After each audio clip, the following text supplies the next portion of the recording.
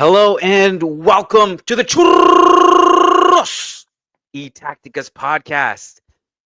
What a day! I might be getting ahead of myself, but I feels like a little bit like the glory days when we have a strong Real Madrid, a strong Barcelona. Jude Bellingham is back. Barca are about to dominate the Ballon d'Or podium. Lamine Yamal already has his party set up. It's going to be exciting. God knows what's going to happen there. I'm sure it's going to be very, very PG. No doubt about it. No shady shit going on at all tonight. Churros y Tácticas. Let's get to it.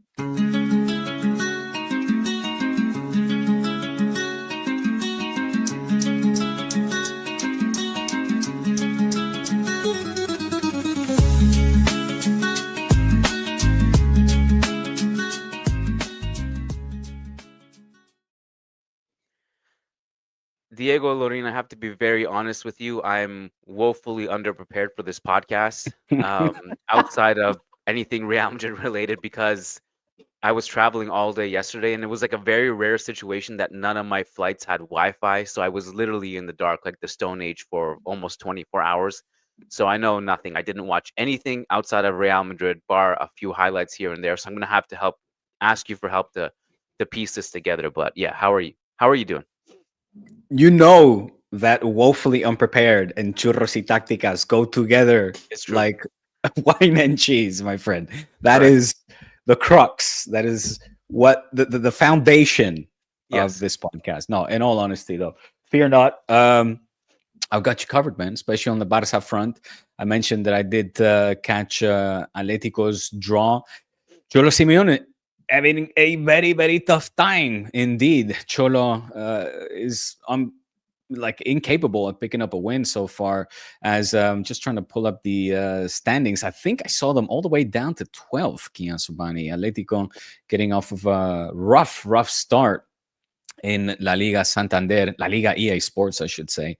As they couldn't get more than a 1-1 draw, and I don't know if you saw this, but Julian Alvarez, my friend, he is not happy whatsoever, and was caught sort of mouthing Cholo Simeone off as he was sitting on a bench. He gave him the Balotelli, the Mario Balotelli, you know, the "Why Always Me" T-shirt. Remember that one? Yes, of course. Iconic. Yeah, so he was saying siempre mí, porque siempre yo, porque siempre me toca a mí. Why is it always me that has to be the sacrificial lamb? As he was substituted off early, I guess, or earlier before he would have liked. He missed the penalty on the day as well.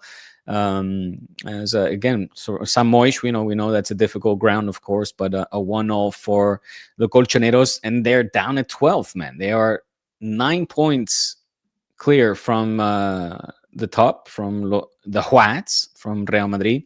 And if I'm not mistaken, there's the derby coming up next week, right? Is it this weekend or next week? September 20. Here it is, yeah. Yeah. 27. We do have one game before that, but that's the big test, bro. That's the biggest test. What, for Real Madrid? Of course, yeah. I mean, so far, you mean? So far this season? Yes. But it's the way they're looking, though. I don't know, man. It's like, yeah, but I guess Real Sociedad was not much of a matchup, but yeah, but you have to look at our track record in that stadium. In the Simeone era, it's not good at all. Even that season, like when we were really good 2 seasons ago, 2023, 2024, when we won the double, there was only one team we lost against that whole season, and it was against Atletico. So, like, my opinion is that no matter what form Atletico are in, we're gonna go to that stadium, and it's gonna be hell. And all those things that Diego Simeone cries about, insulting in the stadium, all of a sudden, like, all of his insulting minions are gonna be there insulting everybody in the white shirt. So I expect it to I'm be impressed. Go on, finish. That's it. I was going to say, when I heard Cholo talk about that, and of course seeing the antics as well, him at the touchline with all these Liverpool fans, and I'm like, I'm just impressed that Diego is understanding Scouse over here. They're like, like, how is an Argentinian with his level of English? I've never heard him speak English. I think that is for probably good reason. So he'll have to forgive me once he, of course, catches a glimpse of this podcast, as he usually does. Because like Sergio Ramos, Diego Simeone is also a regular watcher of Churros. So salute to Cholo. But Scouse, I didn't think he'd have it in him to understand the Northern English accent, but those were funny scenes. And yes, I of course, took a moment there to think of you. I'm thinking Kiyan is going to milk these declaraciones, these statements, when he was complaining about the insults that were hurled at him and the team during the game in the Champions League. But sorry, you were gonna look. I didn't. You're about to say. I've had that in my mouth like this for like 40 seconds. Okay.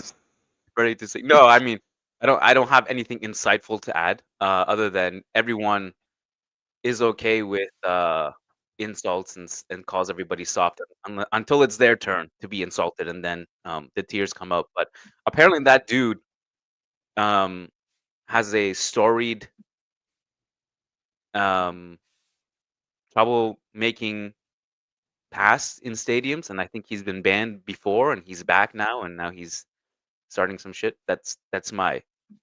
Oh, okay. I didn't catch that. That's from what I understood reading some stuff later about it. But he's a repeat offender. Correct. Yes. As they often are, Kiyan. As they often are. So, well, you're back in back up north, back in your trusty Canada. You had a nice trip in Europe through Madrid, and I caught the podcast you did with Sarah. That was very enjoyable, my friend. Yeah, Sarah. Excuse me. She doesn't. Yeah, I've made that mistake a couple times before, but it's Persian / Spanish. They say Sarah. Before I forget, but she's not Spanish, right? She's not. Does she have any Spanish in her? I don't know. But I do know her dad is Persian. Okay.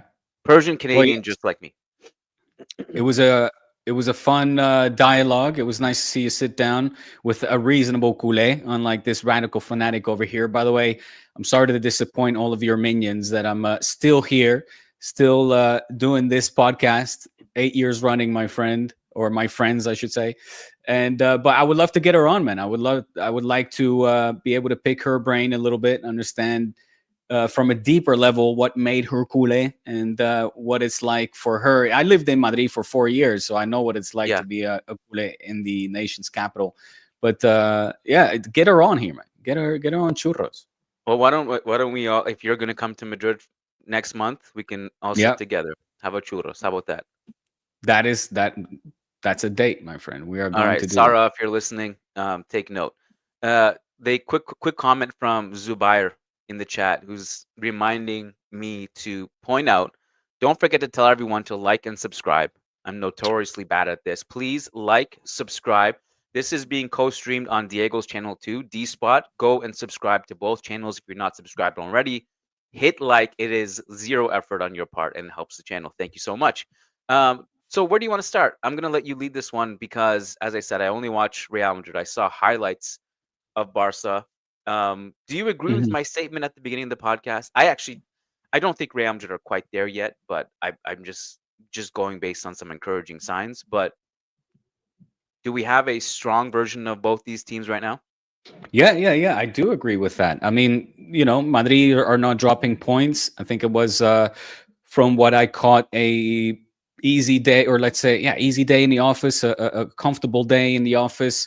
Espanyol not putting up too much of a fight.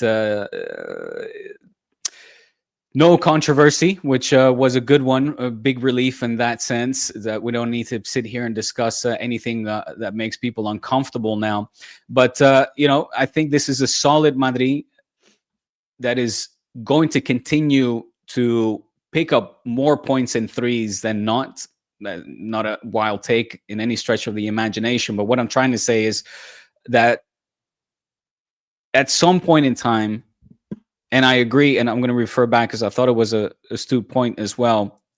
what Sara made, that you would have to see an improvement in Xavi ball. And by that, I mean, I don't feel that right now, comparing these two sides, quite logically so, given the fact that this is Flick's second year as well, but that Xavi has hit the ground in a way where you say, my God, Real Madrid, they are playing like heavenly football. This is a team that is gelling. I still think that there's things to figure out there, and that more talented teams can exploit, possibly take advantage of. And I'm looking mainly in Europe, and I'm looking mainly at Barca to do so, because I think given the level that we're seeing from La Liga teams right now, and I say that with quite a heavy heart, most teams are just not there yet. Most teams are not able competing with a starstruck, very talented Madrid side that, yes, dominates most of their opponents, and you see that from the stats as well in terms of possession, shots created, shots on goal, etc. But there's still something fundamentally, I would say, missing for this team to gel and be as ruthless and as seamless as a Barca. So I do still put Barca one step ahead of Real Madrid in terms of where the team is right now. Yeah, I think what they're essentially missing to me is just putting a lot of their chances away and taking advantage of the control they got. And I do think Xabi is still trying to find the right combination of players to make it all tick. I would say, like, just looking at Real Madrid's wingback situation, it's so much better than last season. That, like, I think just by that alone, the team is so much better, because you look at Alvaro Carreras, man, he's been a revelation. We don't really have troubles right now with those positions. Last year, our wing backs were Vasquez and Fran Garcia. Like, it was a really terrible situation. Just like that, by default alone, we're better. But I also think there's been a lot of encouraging signs, Diego, and I will keep saying this. I don't think it's been perfect, and I don't want anyone to interpret it that way. I don't think it has been perfect, but I do think it's been very encouraging. I don't really understand the people who are complaining. He's won every game. He's deserved to win every game. The defense has been really strong, and I think he's getting the best out of several players. And I think there are a couple players. Yeah, you think so? Yeah, I think there are a couple players that I underestimated how good they would be. One is Carreras. I thought he was going to be good. I didn't realize he was this good. And then Mastantuono is really growing into the team, and he's been hella fun to watch. And I'm just kind of curious to see how those.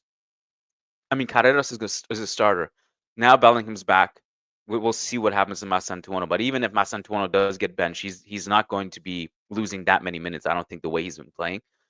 He's another one that I didn't really think of this season as like one of the guys that is going to be a huge part of the system, but maybe one for the future.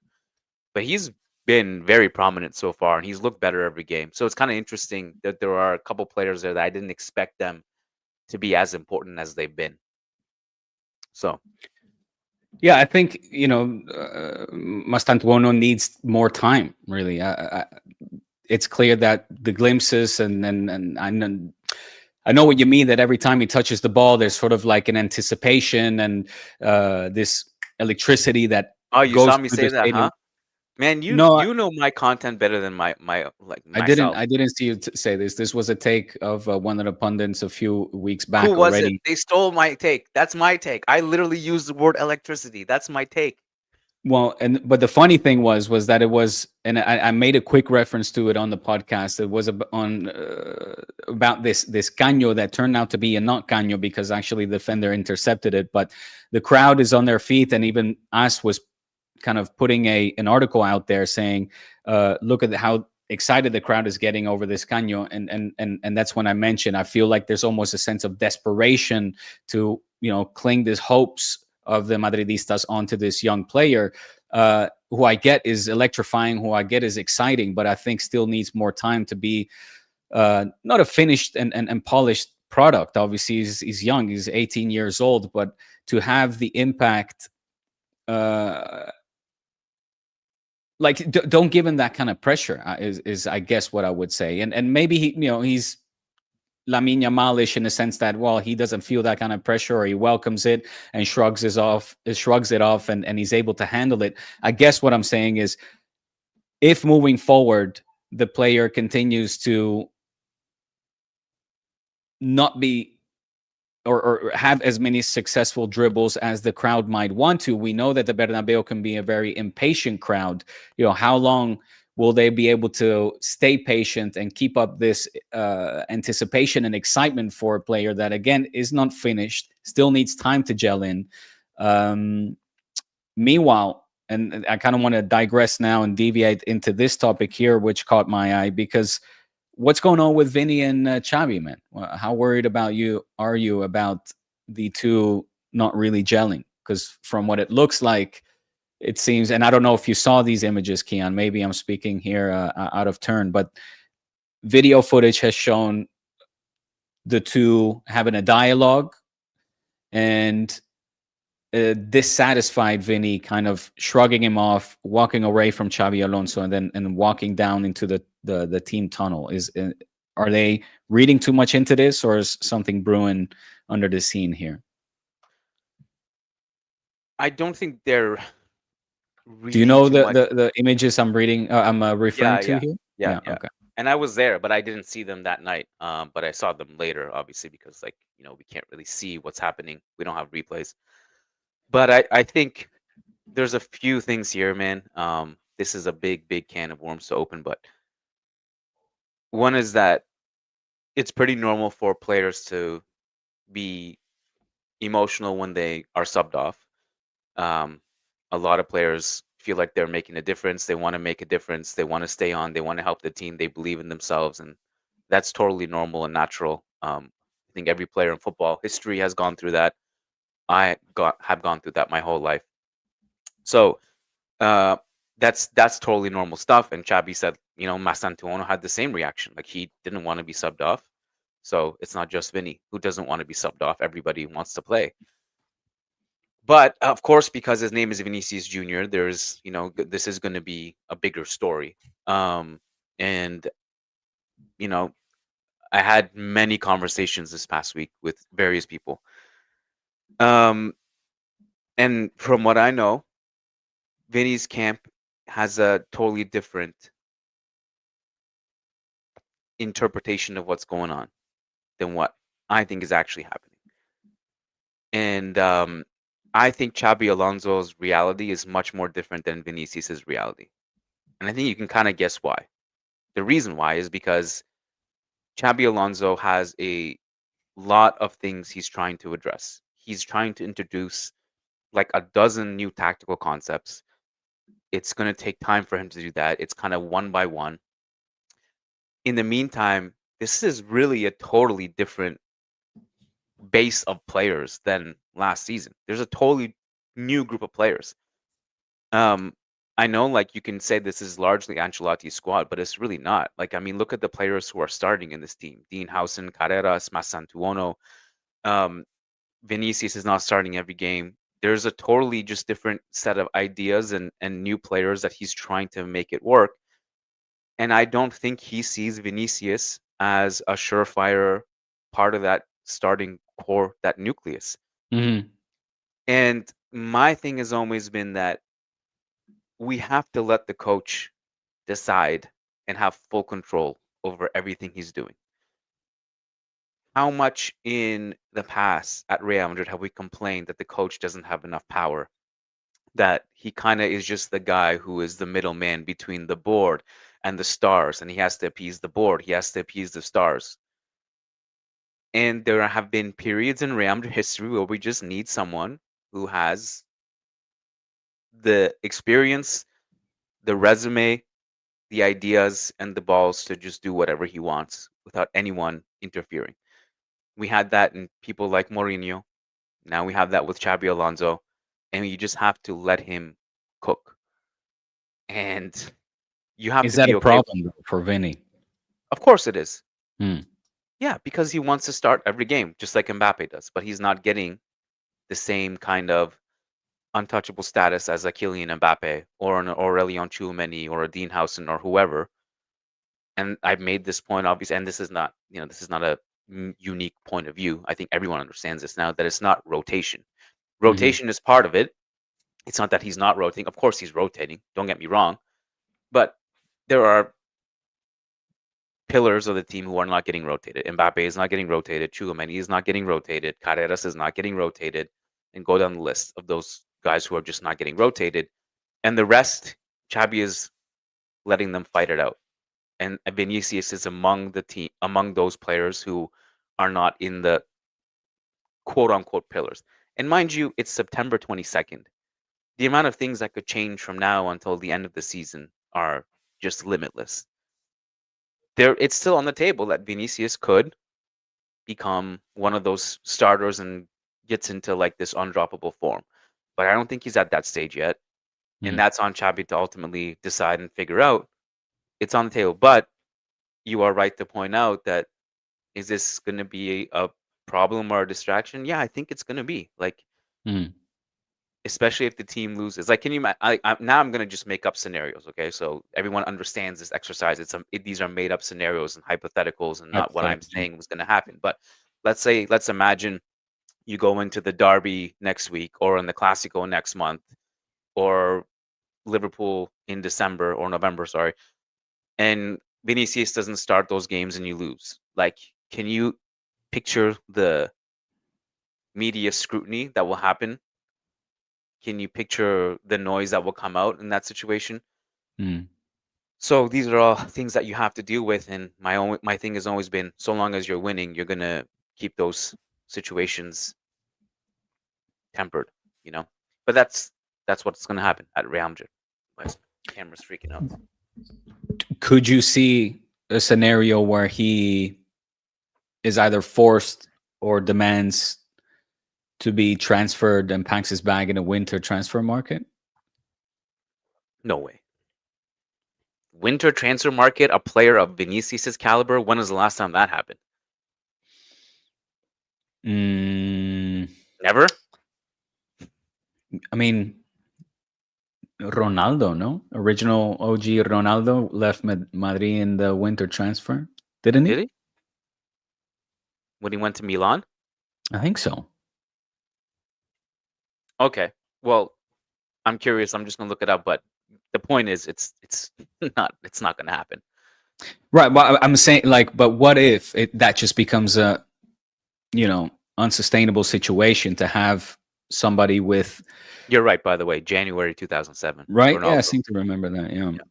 With ego, with I guess he's not leaving in the winter, Diego. Come on, that's crazy talk. But would Xabi want somebody like that in a dressing room? Wouldn't that be detrimental then for the remainder of the season? How can he manage that? If this becomes now a regular thing where we see these images and the media is obviously very quick to pick up on any sort of gesture, any conversation, or lack thereof for that matter, and just continue to feed into this, and player and coach do as well, meaning they don't see eye to eye, and the Vinny on the bench continues to be a reoccurring pattern. Wouldn't he at some point just prefer not to deal with that? But I think you're outlining definitely worst case. Yes. Yeah, you're outlining the worst case scenario where it actually does get that ugly. I think for it to reach that point, it would take a lot. And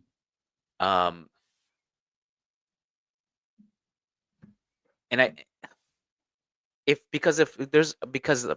I'm just running through scenarios right now, but if Real Madrid are really bad by December and Vinicius is not in the lineup, logically speaking, wouldn't that mean you reintroduce him into the? And by the way, it's not like he's not in the lineup. He's just not playing as much as he would under Ancelotti. But he is playing every game. He's just either coming off the bench or getting subbed. So look, I understand still he's not getting that prominence that Ancelotti gave him, but for that to happen in January, it would really have to be. You would, I think you're almost talking also about possibly sacking Xabi at that point before even selling Vinny. Wouldn't you? I mean, like realistically, if Vinny does leave it won't be in the winter time. No, Because of course. if in December that's happening, I mean, I don't know. Yeah, I just like You're breaking my brain. I apologize. I'm not prepared for that conversation you threw at me, but that would be unthinkable for me.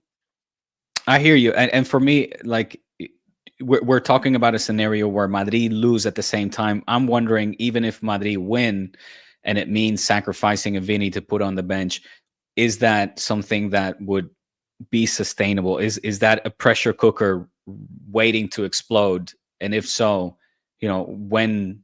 What is the time? Is that a ticking time bomb? Yeah, and that's my point. It's a pressure cooker that's closed, and it will explode when the team loses. That's what happens. Right. You don't think before, no. And look, before we continue to move on to Barca Getafe, I wanted to ask as well, because I touched upon it quickly and then in passing, the patience of the Bernabeu that we know is notorious sometimes when it comes to casting judgment upon even icons, legends. The patience will they have the patience with a Mastantuono? Right now, they love him. They love that gut right now. I mean, I think one of the things that, and I thought you were trolling me when you mentioned electricity, because I thought it's because you saw what I said, because I had a clip about it. I tweeted about it. But since you haven't seen it, now I can with confidence just give you my take on it.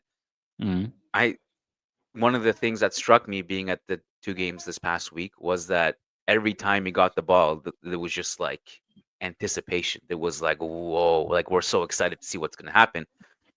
And I think sometimes when he makes mistakes and he's kind of cleaning those up as he goes, I think this was his best game so far.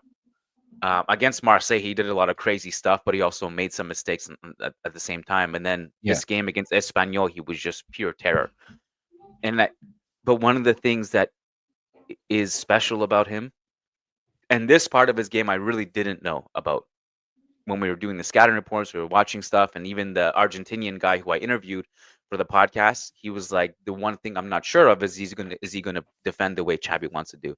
And this guy is just defending like an absolute maniac. And that's why every time the team loses the ball, like you just look at where he is, he's just sprinting and hunting down defenders, and the Bernabeu love that about him.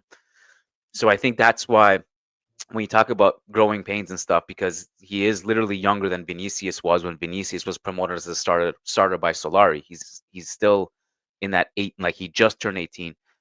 But you can tolerate these growing pains because he's not a net negative. He's just working really hard. And so it's hard for him to go wrong in the starting lineup. And everyone was saying like when Jude comes back, he's going to get dropped. And I'm not saying they're wrong, because that might happen still. But if he's going to get dropped, he's not going to disappear. He's going to be playing a lot still, I think. And that'll be really interesting, because all this talk about Vinicius and his minutes and stuff, and I know you want to talk about Barca versus mighty Getafe, who are just such a beautiful football machine. Now, if Vinny, look, I don't think Vinny's place gets necessarily affected by Jude's return, because I think it'll be probably like Vinny, Mbappe, and then Jude. But I don't really know. But it's just another player now you have to fit in. By the way, Jude played 6 minutes off the bench and looked like incredible in those 6 minutes. I'm so excited for him to probably start tomorrow. We'll see. All right, Barca Getafe. What do you want to talk about? You want to talk about Bordalas ball? You want to talk about the great Pedri? What do you want to It's the same about? as always. Yeah, we can talk about Pedri. I mean, Frenkie de Jong and Pedri right now it's just such a joy to watch them play. The two never lose a ball. They never lose a possession. Always making the right decisions. They've really crafted their own identity, if you will. There's always this tendency to compare, especially Pedri, I guess, with a Xavi or Iniesta. Now between them two, there's this synergy that is very, very comforting, I guess is the right word. They are near flawless, I would say. Like they're unique in their offensive, but also defensive work. Offensively, I think their influence is also growing game by game. So Frankie and Pedri, despite the fact that, and unfortunately so, after this win came with a bittersweet twist. The 3-0 was nice. However, in the very final seconds, Fermin Lopez went down and looks very, very bad. In fact, now the club medics have put out a statement that he will be out for at least 3 weeks. And that comes after the news that also Gavi will undergo surgery. So he will get the knife to his inner meniscus to see what the problem is to both diagnose and treat the lingering knee injury issue that Gavi has. So I say that because they will be out for an undetermined amount of time, at least in the case of Gavi. We'll see if Fermin Lopez will be back in 3 weeks, but at least we have, knock on wood, Pedri and Frankie to rely on, and they're just seamless right now. It's their work together is a joy to see, to watch, and I think the team depends so heavily on their input as well. And game by game, they're two standouts for me. But what I'll say as well is that Flick has really managed to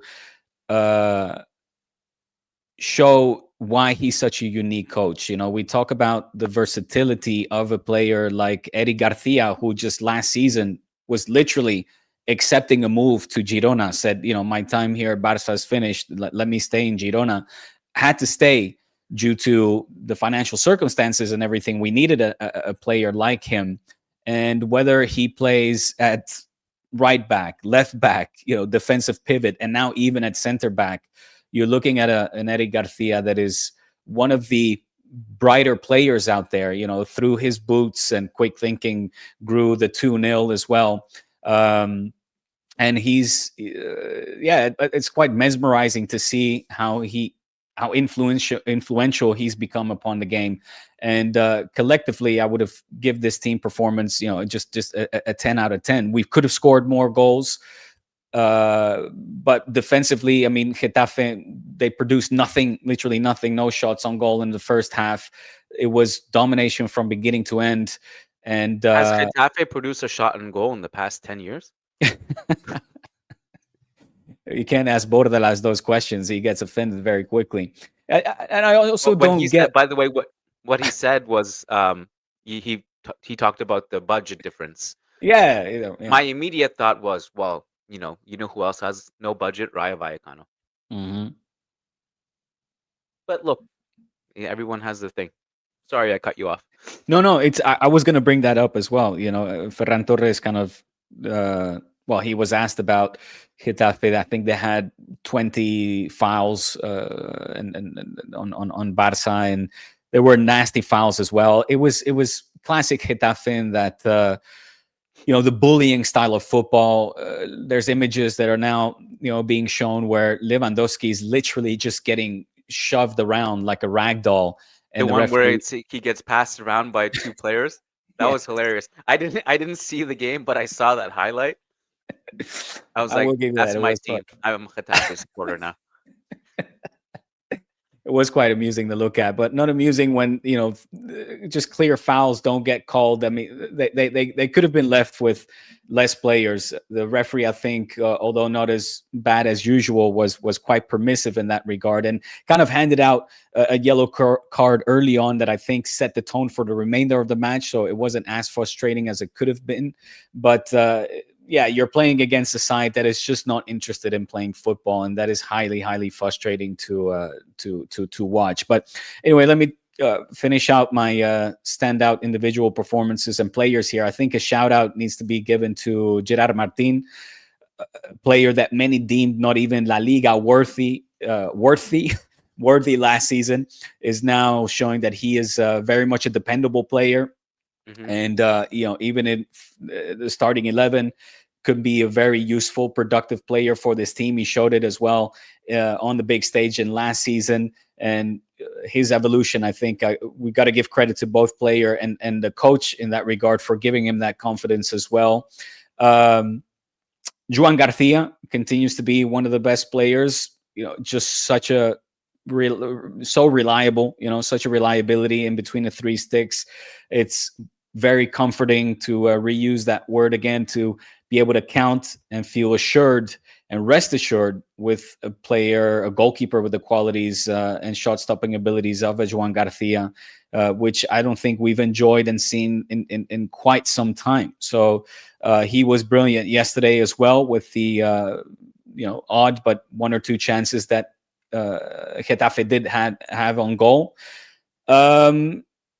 It was interesting to see Ferran and Lewandowski operate both as strikers. They were both playing very central. I initially with the lineup would have assumed that Ferran would have been far further on the left flank, so on the wing, which, by the way, the reason it turned out, whether this is confirmed or not, Hansi will not confirm it, but the reason why Marcus Rashford didn't start was because he came a few minutes late, and Flick, strict with his rules, meant that Marcus Rashford missed out the chance to start, to be part of the starting 11 again. He did come on in the second half, had a great, productive 45 minutes. So what we're seeing from Rashford right now is also very encouraging. Of course, had the assist as Olmo put in the last goal.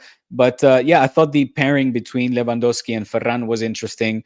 Ferran Torres right now the guy's a killer. He's a tiburon. I don't know. I didn't read the stats, but I think he's closing the gap. At least he's closing the gap with Mbappe to be at the moment Pichichi of La Liga. Just highly efficient. He's confident in front of goal. Could have scored a hat trick. Shot an absolute rocket off of the crossbar. But you can see that he's just playing with a lot of confidence right now. And what else, man? What else? Olmo, Fermin, Rafinha. We have a very healthy group of players. A shout out to Rooney as well, Rooney Bargi, who had some solid minutes coming off the bench as a substitute. And all of this, of course, in the absence of Lamine Yamal, who we don't know exactly when he'll be back yet, whether it's in the midweek or the weekend action against Real Sociedad over the weekend. And the midweek is... Who are we playing again? I forget. Oviedo away, Real Sociedad at home. But yeah, we have. Well, the way we're playing right now, yes, like I'll double down on that. Like this team is coming together now after kind of a rough start out of the gates in the first opening 3 games or so in La Liga. After this international break, right now this team is gelling together. Rafinha, you hear some murmurs and some criticism that he's not the way he was. He's not up to the standard that he showed last season. I disagree. I mean, he's not scoring as many goals, maybe, but still so productive. He had an assist yesterday. Could have scored himself as well. I am zero worried about Rafinha's performance right now. Quite the opposite. Sure, there's some inconsistencies. We're seeing that the high line is being adjusted slightly, a little bit deeper.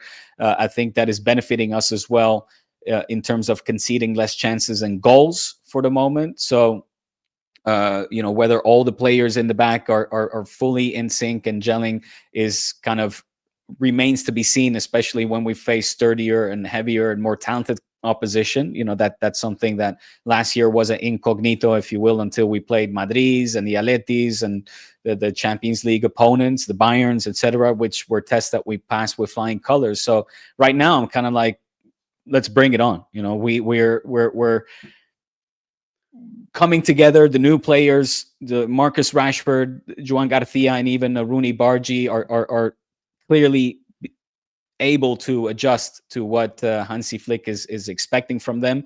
There's still time to grow in that regard as well. But it's all coming together, man. So I'm looking forward to a season where we're going to continue for the big trophies once again. Do you have time to answer like a couple questions Yeah, of course. from me? No super Okay. chats. Um, so I gotta hand it to Flick. I think some of these players who are stepping up. I mean, Ferran has been good the entire Flick era. Yeah. Ferran used to be a meme of like Mhm. Man City, myself I included. Like I was like, Man City fleeced you guys. Like that was crazy. Um, I had a take that aged pretty poorly with Sarah. Like that was the day of the Newcastle game where I was like, who's supposed to step up? Rashford, and then Rashford shut me right up that day. Um, so you guys are like getting these people to produce. My question is this: what game on the calendar is your first test? Like it's like, oh Before the shit, like I want to see, like, are we actually as good as last season? That's the game. I mean, obviously the Clásico is on the horizon and is always circled red. Right now, and as was Newcastle, I think Newcastle up until that point was sort of the biggest test to see where we would match against. It's funny to call Newcastle a European big, but in terms of spending, they most certainly are. Right So now, I would say PSG, Real sure, Sociedad, and yeah, PSG coming up on October 1st. Real Sociedad, even though they've been underwhelming they so suck, far, dude. They they suck. suck bad, huh? Yeah, that bad. Yeah, Jesus. but I actually Newcastle. Mm. I don't know if enough has like you. This is more your reality than mine. So I don't know if there was any criticism of that Newcastle performance. Mind you, I only watched the first half. Um, Well, that was the worst half. but I mean, Yeah, if you look at if Newcastle was a test, I was shocked that they didn't score in the first half. The final numbers, Joan Garcia, the reason why they didn't. Huh? sure, yeah. They had 16 shots to, or sorry, that's Barca's numbers. So, sorry, XG. They actually had a higher XG than you in that game. Um, I don't know. I just was wondering if was it all like in Barcelona world? Was it all like, oh, Rashford and Barca are great, or No. was there like, Mm. hey, what happened in that first half? Like, was that Mhm. concerning at all, or I don't know. I Mm. don't know what reality because I don't know if this was a joke or not, but Lucas had tweeted a video of a reporter asking Flick about was the rain, was that Cruyff's tears of joy? Did you see that? Was that a real question? I didn't see that. Okay, I didn't even hit play on that video to see what the words were, but Mm. I don't know. Anyways, Yeah, what look, I was think Newcastle started out super strong. There's no denying that. okay? They came out ready to play Barça de tú a tú, as they say, ready to play them face to face and player to player, and kind of match up and say, look, this is what we have to offer. It wasn't like they were in a excessive low block or anything of that nature, even though defensively they were a very sound team and made it very difficult for Barça to, string passes together, get comfortable on the ball, hone the ball, dominate the possession, and really find each other because the players were marked very, very tightly. And it wasn't until that split second where Rashford was just a little bit off of his defender, Rafinha kind of worked as a decoy as Kunde put in a chip into the box, and from a stationary position, just standing, Rashford managed to score a very powerful header that kind of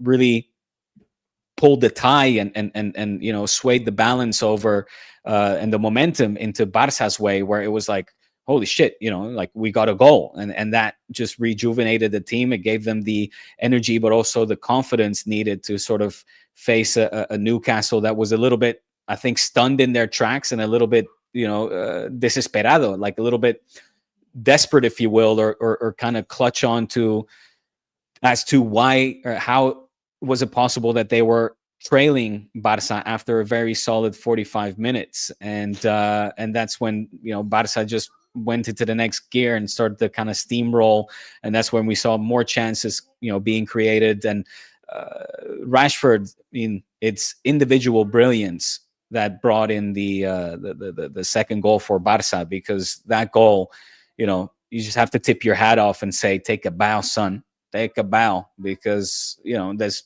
only few players that have that ability to shake off their defender, dip in his case his right shoulder, and just create enough space to in a blink of a second unleash an absolute rocket from outside of the box to beat the keeper and put it into the top left corner.